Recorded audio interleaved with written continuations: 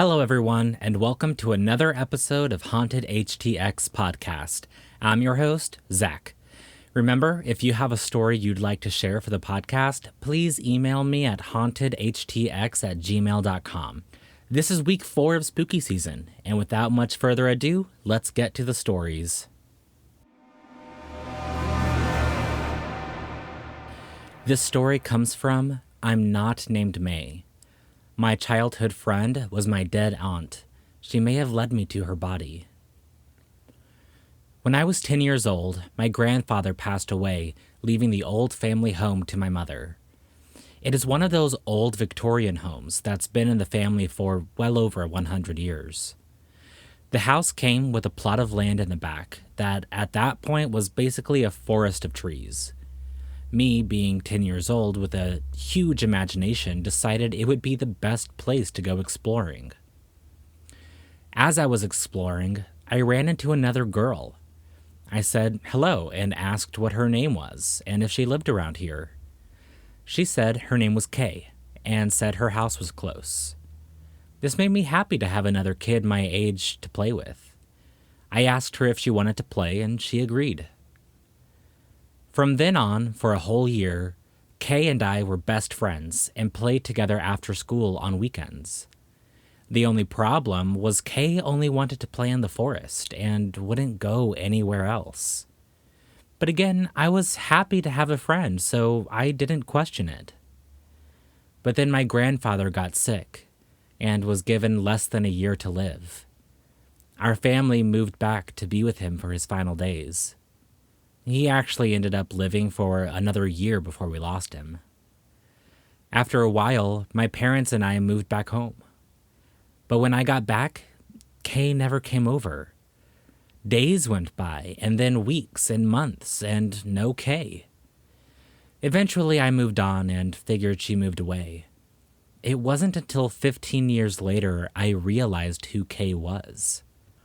My parents decided to move into a retirement community and left the house to me and my fiance. About a week moving in, I was going through some old family photos when I got to a picture of my mother, my grandfather, my grandmother, and another girl. But not just any girl. It was Kay. I was sure of it. I was completely freaked out. I took the photo to my mother and asked her to explain, not mentioning that she looked like my old friend. My mother sighed and said she never wanted me to know. But our family had a dark past. The girl in the photo was Catherine, my mother's sister, who went missing when she was 10. No sign of her had ever been found, even after 20 years. It was suspected that a family member who committed suicide shortly after her disappearance was at fault. This fucked me up for a while, but I tried my best to move on. But then we had the wildfires that burned down most of the forest in our backyard.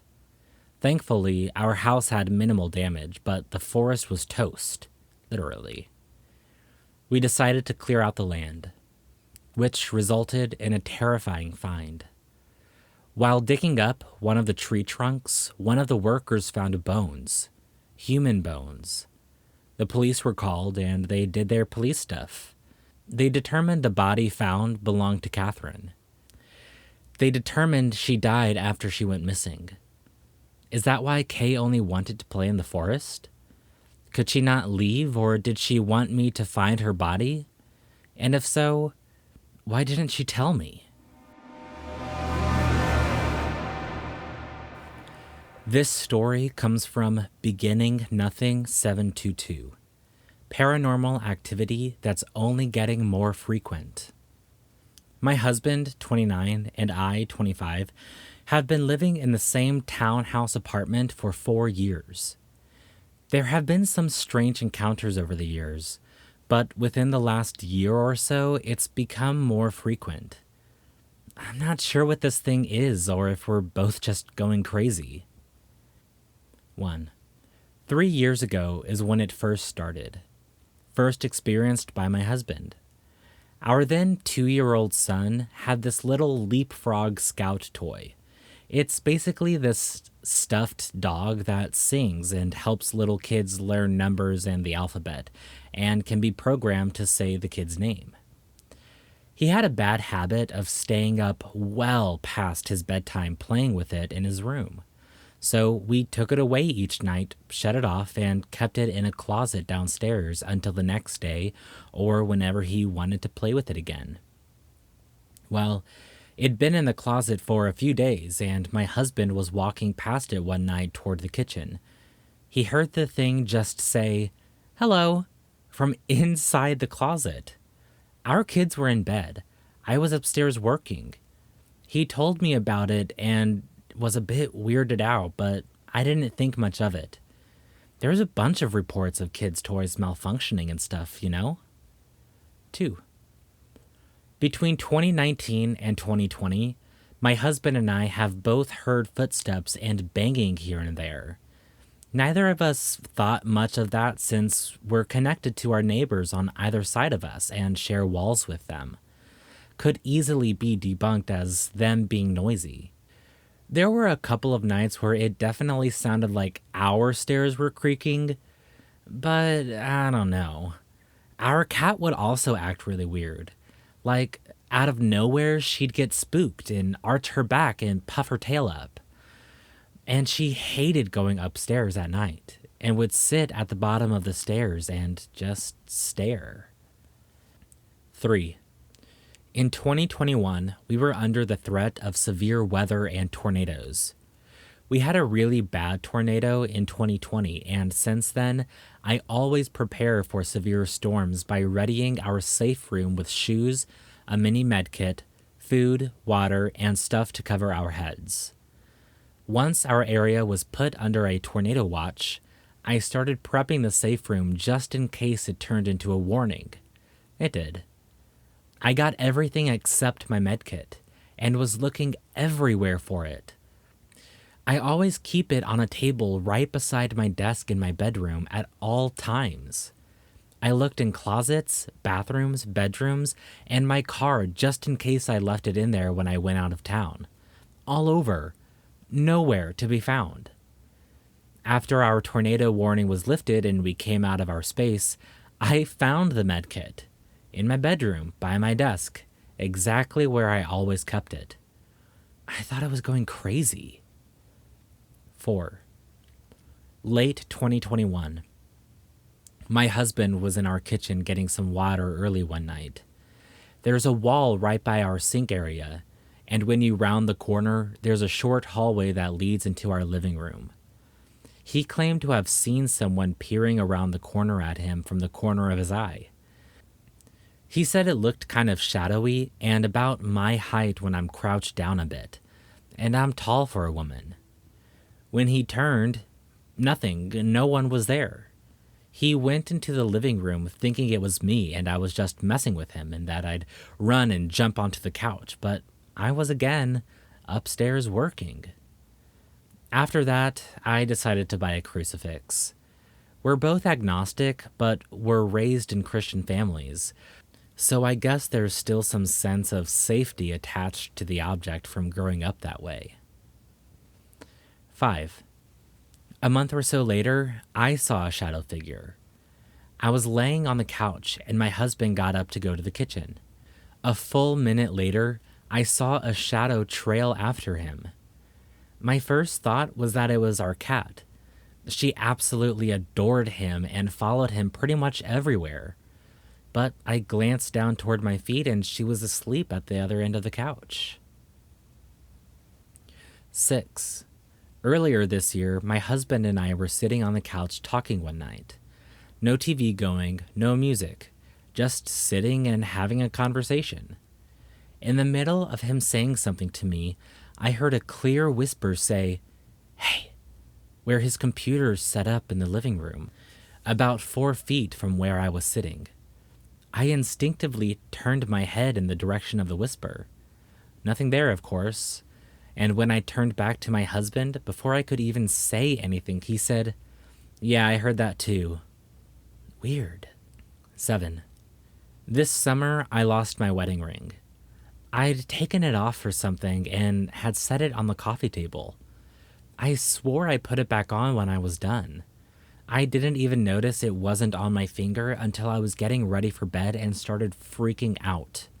It belonged to my grandmother, so I was more distraught about losing something of hers than anything. Same with the medkit situation. I looked everywhere. Even went out to the dumpster at 2 a.m. praying it hadn't slipped off when I threw the trash out. That same night, our cat ran away. So that was fun. I guess she somehow slipped out when I went out to the dumpster and didn't see her. She never returned, and we couldn't find her after searching for a month straight. But my husband found my ring in the middle of the kitchen floor 3 days later, just laying there. 8. Jesus broke off my crucifix. I was sitting on my bedroom floor with my 6-year-old daughter in my lap, brushing her hair after a shower one evening. My crucifix was laying flat on top of my bookshelf in front of us, where it remained for months. Out of nowhere, it just fell. But it didn't just fall, it was in the center of the bookshelf, nowhere near the edge. So it was like pushed and fell on the floor. Jesus came off, R.I.P. He is now held onto the crucifix with a hair tie wrapped around his abdomen. My husband now calls him bungee jumping Jesus. 9. A few other instances have followed with things being moved or thrown. A book off my other bookshelf. My son's little piggy bank he made on top of the fridge. This empty champagne bottle I keep full of cards from my friends. It was a champagne my husband and I drank to celebrate the publication of one of my books. The cards in it are congratulatory ones from friends. 10. Most recent, 3 or 4 nights ago. My husband and I were laying in bed, and we both heard a groan coming from the hall outside our bedroom door that we keep cracked open at night. It sounded either like a lower woman's or a higher man's voice. Couldn't tell. But it lasted only for a second, and we both froze and listened for anything else. Allegedly, Building 400 of our complex is haunted. There are people who've posted stuff about what happens there on our community's Facebook page. We are in Building 300, but our buildings are connected. I've never been in Building 400, nor have I spoken with anyone who lives in there. So I don't know for sure about any of that. This story comes from Bowler Beautiful 8504. Spirit Experiences Over the Years. I recently posted about the haunted house I lived in when I was a kid. After moving from that house, I realized I'm able to sense spirits around me. These are a few that have happened over the years. I don't really consider myself to be psychic or clairvoyant, but maybe I am. I'm not sure. I don't typically see spirits in the traditional sense. I have seen a couple physically in front of me, but the vast majority I see in my mind. I get a mental image of them, and I also can often sense their emotions at the time. Sometimes they try to communicate, but it's all telepathically. When I was in university, I was trying to find a class. The building I was in was old, and the room was supposed to be on the 2nd floor. I went up the stairs, and as I walked toward one room in particular, I suddenly could see in my mind a soldier. He had short, dark hair and was dressed in an old-fashioned green uniform. He had a bayonet in his hand and was charging me. He was very upset I was there and was yelling at me. It scared the shit out of me. I turned and ran back down the stairs and ran out of the building. Months later, I had to go into the building again. Downstairs only. There's no way I was going back up there. I noticed a plaque embedded in the wall that said the building was dedicated to the soldiers who died in World War I. I had a part-time job at a conference center. Part of the building was an old house, and there was a story that it was haunted by a man. All I knew at the time is that some employees who worked at the front desk had reported seeing him over the years. One day, I was near the area where he had been seen before, and I had a mental image of the man. He was older, maybe in his 50s, and was dressed in what looked like old work clothes. He was balding and missing teeth. He reached into his pocket and showed me a pocket watch and smiled, as though he was amused. In my mind, it's like a camera zooming in, and it zoomed in on the pocket watch. Then he put it back in his pocket and turned and walked away. After this, I was curious about the ghost story there, and I looked into the man who supposedly haunts it. Turns out, he was actually accused of stealing a pocket watch and was hanged at the gallows, which at the time of his death had been located across the street. At one point, I was looking for a new place to live. There was an ad for a small bachelor apartment located near a friend of mine in an old house. When I went to look at the place, I could feel the spirit from the street. I still went in to take a look at the place, but I knew even before I walked into the door, I couldn't live there. The spirit there was a very stern Victorian woman. She was in a purple dress, and she didn't really like me. She stood in the room the entire time looking at me disapprovingly while I was there looking at the place.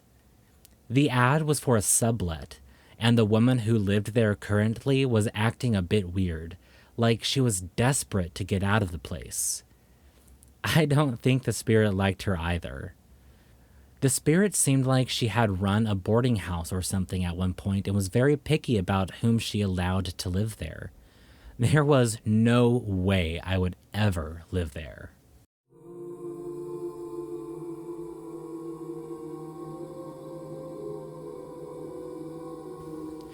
Thank you for listening to this episode of Haunted HTX Podcast.